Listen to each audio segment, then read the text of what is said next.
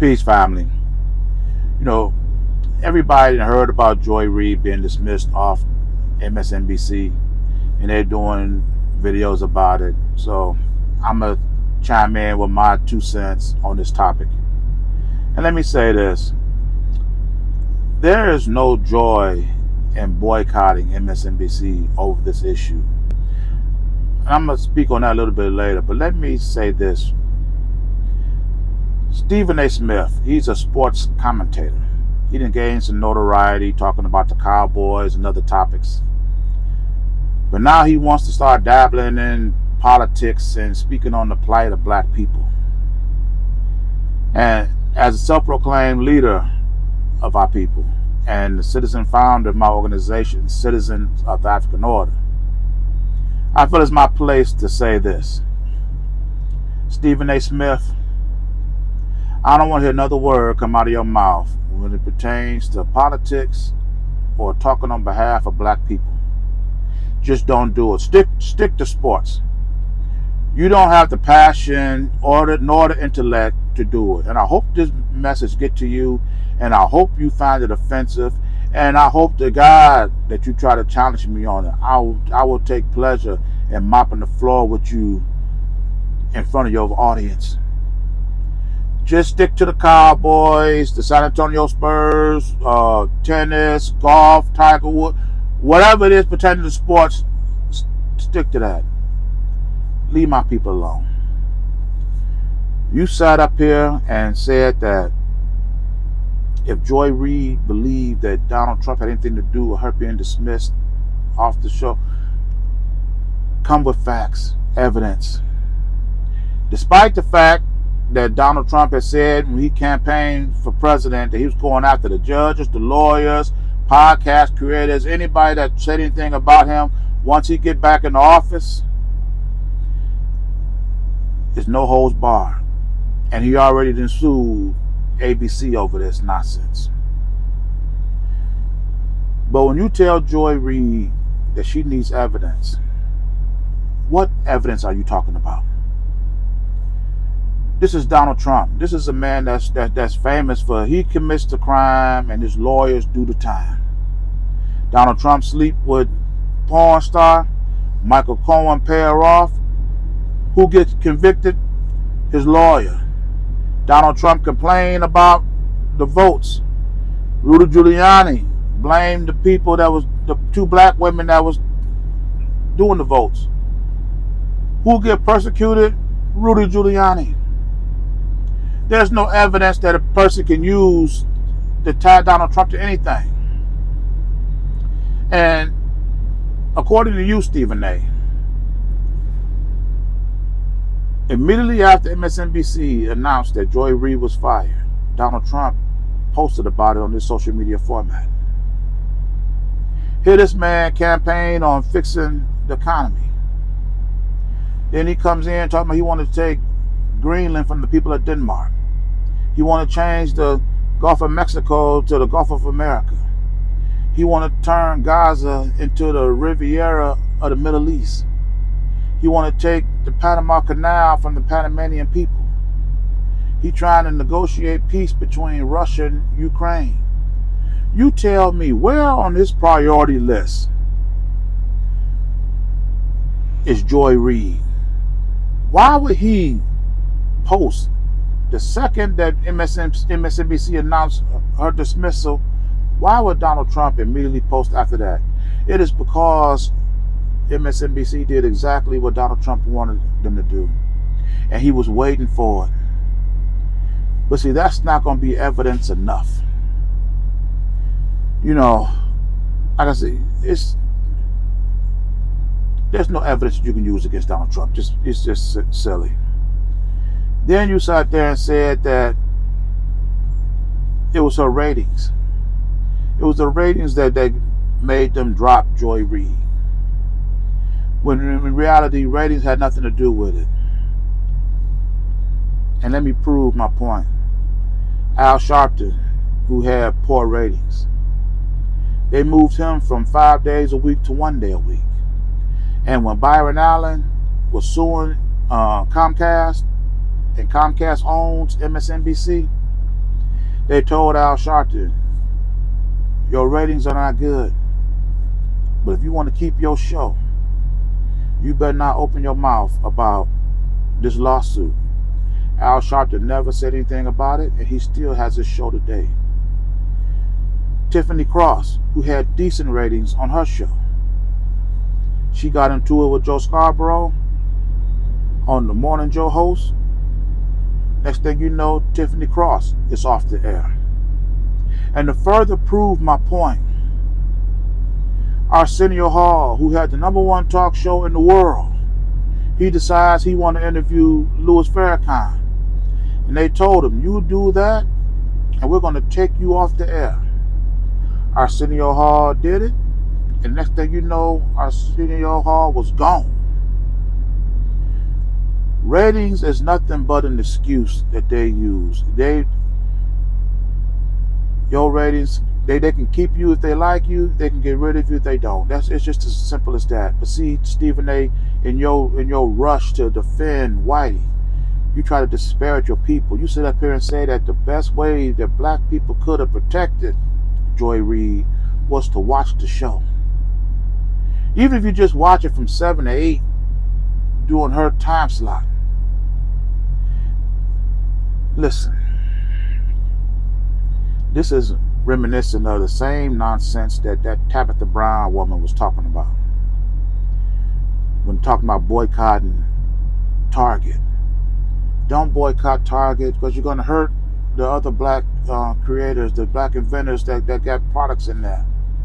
Don't boycott MSNBC. Just watch the show when black people are on there so they can't take them. Your ratings is no protection against the cruelty of these people. Do you? And just like I said about Tabitha Brown, I'm gonna say the same thing about MSNBC. Do you think for 1 second that they're gonna allow black people to come and cherry pick through their businesses, their industries, their institutions, all the black content creators, and ignore all the white ones? Do you think they're going to allow you to do that? In Target, Walmart, Home Depot, MSNBC, do you think they're going to just watch black people just come here and just watch the black content and leave? They will get rid of them in a heartbeat if they see that, just to spite black people. If we really want to protect the Joy Reids and the Tabitha Browns of the world, then let's give them some real protection in their own businesses, their own industries, their own institutions. You know, I am so sick and tired of black people. We tripping over dollars, trying to pick up dimes. We over here arguing for a time slot here, a shelf over here, just to put us in the corner in this store, when we can have our own industries to support our people. We want a show on MSNBC when we can have our own network. What sense is it to boycott any institution that's not owned and controlled by our people, that disrespect our people, just to send them right back to the same place? It's not hard. You know, the little pigs, they figured it out. When the big bad wolf kept messing with them, the one little pig, he built his house out of straw. And when the wolf came and blew it down, then the second pig, he built his house out of sticks. And the wolf came and blew that down.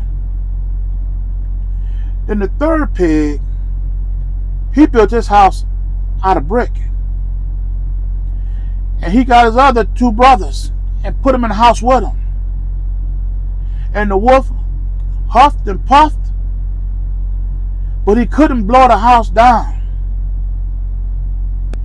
You didn't see the little pigs continuously going out, building homes out of straw and out of sticks after the wolf came and tore it down.